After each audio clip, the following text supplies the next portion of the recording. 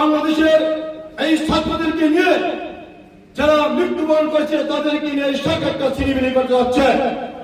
আমরা চাই যার সন্তান গেছে মারা গেছে তার সন্তানের বেদনা তারা জানে কত কষ্টদায়ক। আজকে আমরা দেখি ফেসবুকে তার মা বাবা হাহাকার করতে যাচ্ছে। তাই আমরা বাংলাদেশ কমিটির পক্ষ থেকে কমিটির পক্ষ থেকে তাদেরকে হুঁশিয়ার করতে যাই, আপনার সরকার আছে, আপনার হুঁশিয়ার হয়ে যান। এরকম যদি ছিনিমিনি করেন তার প্রত্যেকটা লাশের বদলে আপনাদেরকে হিসাব দিতে হবে। কারণ এই বাংলাদেশ কমিটি বলতে একটি শক্তিশালী কমিটি, এই কমিটির ভিতরে সর্বদলীয় লোক আছে। আপনারা ভেবে যাবেন না বাংলাদেশ কমিটি শক্তিশালী কমিটি, কারণ এই কমিটি একটা জবাবদিহিতা আছে। কারণ বাংলাদেশের মানুষের পাশে যায়।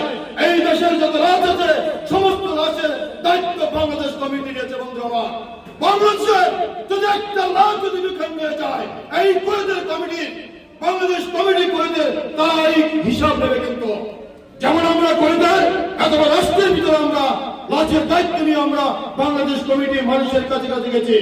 আর আমরা সাধারণ একটা স্কুলের সাধারণ অল্প কয়েকজন মুসলিম আমরা হিসাব দিতে পারবো না, পারবো এই সরকারে, কিন্তু এই বাংলাদেশ কমিটির মধ্যে হিসাব দিতে হবে।